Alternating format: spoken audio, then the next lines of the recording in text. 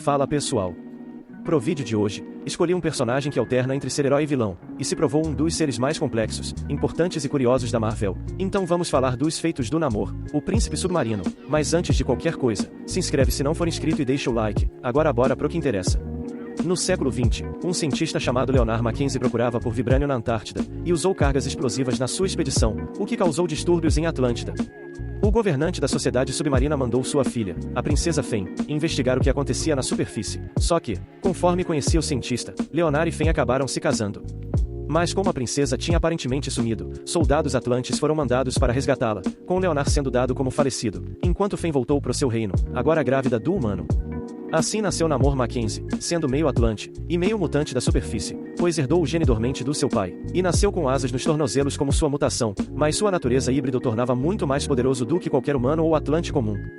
Desde então, Namor cresceu alternando entre dois mundos, como quando ajudou os heróis terrestres durante a Segunda Guerra, formando a equipe chamada de Invasores, mas pelos humanos poluírem os oceanos e geralmente serem avessos com o que é diferente, o príncipe submarino teve vários desentendimentos com a humanidade, o que muitas vezes tornou ele um inimigo do Quarteto Fantástico e outros grandes heróis. Porém, o personagem já foi um grande aliado do Capitão América, tanto que lhe foi oferecido um lugar nos Vingadores, que ele recusou. E essa tem sido a posição do mutante em relação ao mundo no geral, porque antes de tudo, ele é ferozmente leal e protetor à Atlântida, do qual é rei atualmente. Se ajudar seu reino inclui se unir às equipes de super-humanos que protegem o mundo, ele vai fazer sem pestanejar, mas se a humanidade prejudica seu domínio, ele não pensa duas vezes antes de ir pro ataque. Agora que sabemos quem é, vamos aos poderes. E uma coisa que devemos lembrar, é que suas habilidades dependem do quão hidratado seu corpo está, porque quanto mais tempo ele passa longe da água, por menor que seja a fonte, mais fraco fica, embora possa passar um bom tempo em terra firme antes de sentir os efeitos da desidratação. Indo por um dos seus atributos mais notórios, vamos falar da sua força. O Namor é um dos seres fisicamente mais fortes do planeta, e mexeu com milhares de toneladas de materiais várias vezes. Ao colocar um grande cano num suporte danificado da ponte do Brooklyn, ele impediu que a ponte caísse, conseguiu levantar um submarino acima da cabeça, e se livrou de tanques de guerra na pura ignorância ao jogar os veículos.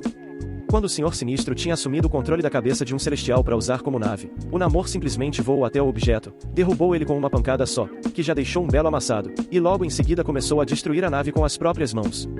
Agora em lidar com personagens famosos, com um sonco certeiro fez o Doutor Destino atravessar a própria nave, bloqueou um golpe do martelo do Thor usando seu tridente, e totalmente submerso, ele segurou o repulsor do Homem de Ferro e novamente uma martelada do Deus do Trovão, um com cada mão e sem tanto esforço. Fora que ao longo dos anos, mesmo fora da água, o príncipe submarino é retratado consistentemente como capaz de peitar o Hulk, indo pra porrada contra ele sem medo. Agora como feitos mais extremos, ele já tirou sangue do Sentinela com um murro certeiro, e conseguiu fazer até o Thanos sangrar com um sonco, sendo que o vilão é mais do que extremamente resistente. Porém, o próprio Namor disse que sentiu cada osso da sua mão quebrar, e logo em seguida o Titã Louco virou o jogo, derrubando e dominando o Rei Atlante, que ainda continuou consciente, o que também nos mostra o nível da sua resiliência. Na durabilidade, o cara se destaca tanto quanto pela força. Seu corpo é naturalmente adaptado para resistir contra as pressões esmagadoras do fundo do oceano, mas ele é muito mais resistente do que só isso, mostrando várias vezes que é invulnerável contra balas de qualquer calibre, e quando foi atingido por um laser que podia cortar titânio, ele só sentiu um desconforto e disse que estava começando a se irritar. O Namor também se mostra aparentemente imune, ou pelo menos muito resistente, até contra a radiação. Mesmo o calor extremo, que pode desidratar ele, se provou algo que pode ser tolerado, sendo que ele resistiu ao superaquecimento do Tocha Humana, e tancou os raios térmicos do Eterno Ícaris, mais de uma vez, e continuou lutando. O cara permaneceu no combate mesmo depois de ser atingido por uma grande explosão ótica do Ciclope. Agora como situações maiores, o Namor aguentou golpes do Doutor Destino, sobreviveu a um ataque que o lançou por 3 biomas diferentes, levou golpes do Hulk, e foi golpeado pelo Sentinela ao ponto que atravessou 2 grandes prédios. E para fechar com chave de ouro, enquanto estava submerso, ele saiu ileso de um ataque explosivo da Capitã Marvel, já jogando ela pra lona, e logo em seguida foi acertado pela Mulher Hulk, que causou uma grande onda de choque. Só que mesmo assim, ele saiu sem ferimentos e afastou a Jennifer, até ser atropelado pelo motoqueiro fantasma, mas o Namor saiu do chão e levantou o carro. Ou seja, é muito difícil incomodar ele. Na resistência mental, o Rei Atlante também se garante, se livrando do controle mental que uma coroa exercia sobre qualquer um assim que era colocada, e até expulsou o Doutor Estranho da sua mente. E ainda que não tenha um fator de cura grandioso nem tantas demonstrações dele, só de entrar na água o Namor se curou de uma amnésia e recuperou suas memórias, mostrando como consegue se recuperar até de incômodos complexos. E por ser meio Atlante, ele envelhece mais lentamente, sendo que os Atlantes têm uma expectativa de vida de até 150 anos. Na velocidade, o cara continua impressionando.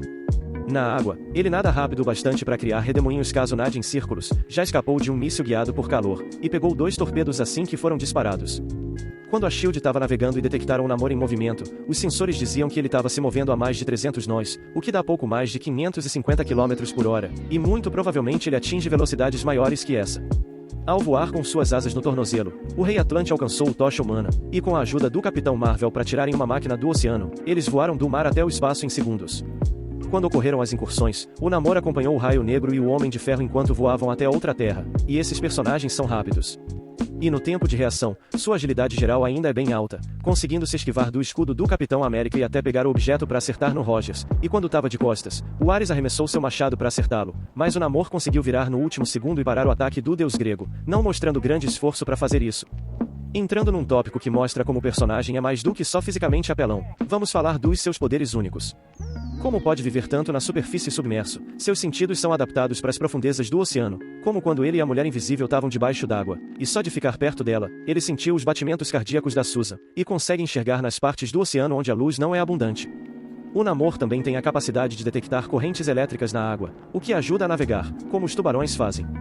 Além de que, quando a Pantera Negra, Shuri, tentou se aproximar furtivamente, o Rei Atlante notou ela, e nas suas palavras, disse poder escutar um cardume de peixes mudar de direção a meio oceano de distância, sabendo quando as correntes oceânicas se alteram mesmo em um único grau.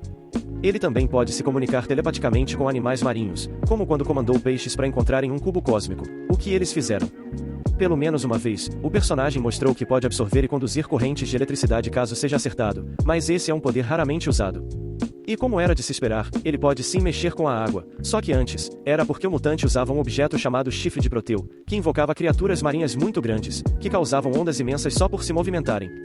Mas nos tempos modernos, ele pegou os poderes do Homem Hídrico, e agora ganhou um controle real, podendo criar espaços secos mesmo no oceano, e até inundou uma cela de prisioneiros ao usar a privada como entrada para a água, sendo que o Namor fez isso a uma distância de milhares de quilômetros. Ou seja, ninguém tá fora do seu alcance enquanto houver água. No combate, ele não se amedronta nem fraqueja. Pela sua longa vida e por ter se envolvido em conflitos desde jovem, o Rei Atlante tem muita experiência quando o assunto é porrada, ele raramente evita uma luta e é um dos primeiros a sair na mão quando o diálogo se mostra pouco útil. Embora prefira lutar desarmado, o Namor foi devidamente treinado por espadachins, e às vezes é visto usando um tridente feito por Netuno. Na hora da trocação franca, ele já derrotou o Tubarão Tigre, um cara com poderes no mesmo nível que o seu, e também venceu o Super Skrull, que tem os poderes dos membros do Quarteto Fantástico. Agora, como confrontos mais notáveis, o Namor venceu o Wolverine, que só sobreviveu pelo fator de cura e esqueleto indestrutível. O Logan até conseguiu acertar suas garras no híbrido, mas isso não parou ele. Só que aqui, vamos concordar que foi uma vitória por nível de poder, não é preciso bancar o detetive para deduzir corretamente que o Namor é simplesmente muito mais poderoso que o Wolverine. O Rei Atlante também venceu o Venom, que nesse período, tinha o Escorpião, inimigo do Homem-Aranha, como hospedeiro. Nessa ocasião, o Venom acertou ele de surpresa com uma arma que enfraquecia seu corpo através da remoção de oxigênio, e o vilão até tirou as asas do tornozelo do Namor. Só que o Escorpião foi muito burro e arrogante, porque ficou tagarelando sem parar, o que encheu o saco do mutante e deu tempo para ele se recuperar, porque como sua fisiologia não é só Atlante, ele não ficou tão fraco quanto esperado. A partir daqui, o Rei dos Mares deu uma surra humilhante no alienígena, até arrancando a língua do Venom ao vencê-lo, que foi regenerada depois, mas deve ter dado pesadelos pro simbionte até hoje.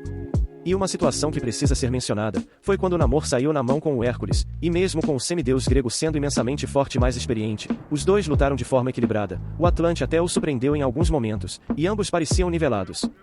Porém, como muitos confrontos entre personagens famosos, aqui não tivemos um resultado pois a briga foi interrompida por outros heróis. Mas depois disso tudo, não dá pra duvidar das suas habilidades de combate. Nas fraquezas, ele tem que se atentar a algumas coisas. O Namor tem sim alguns pontos fracos incapacitantes, desde o funcionamento dos seus poderes até seu psicológico. Nas suas vulnerabilidades físicas, a principal de todas é a desidratação, porque para suas capacidades estarem no auge, ele precisa estar em contato com a água, e seu nível de poder diminui lentamente conforme ele fica longe. Assim que entrar em contato com alguma fonte de água, mesmo que não o deixe submerso, suas forças voltarão na mesma hora. Além disso, ficar em águas poluídas podem prejudicar seus poderes e saúde no geral, e caso suas asas sejam arrancadas, elas demoram mais para se regenerarem do que outras lesões. E embora possa ficar boas horas na terra ou no mar, ele não pode ficar tempo demais só em um desses lugares, porque seu corpo começa a ter desequilíbrio nos níveis de oxigênio, e seu comportamento começa a apresentar fortes tendências bipolares, pensamentos ilógicos e falta de clareza. Agora, se aprofundando na sua mente, o personagem sofre com transtorno de estresse pós-traumático, pelos horrores que ele presenciou na superfície durante a Segunda Guerra Mundial, revivendo constantemente esses momentos e ficando muito perturbado. E mesmo tendo qualidades nobres e altruístas, o próprio temperamento do Namor geralmente pode ser explorado pelos seus inimigos. Várias vezes ele provou ser bem arrogante e tem uma opinião elevada de si mesmo até para seus padrões, fora que se irrita facilmente e não precisa de muito para brigar com alguém sem pensar, e também é bastante orgulhoso, raramente admitindo seus erros ou responsabilidade pelas suas ações.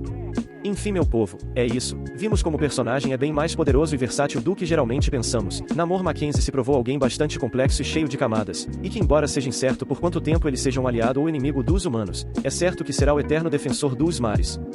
Por hoje ficamos por aqui. Antes de ir, se inscreve e deixa o like. E até a próxima. Valeu e falou!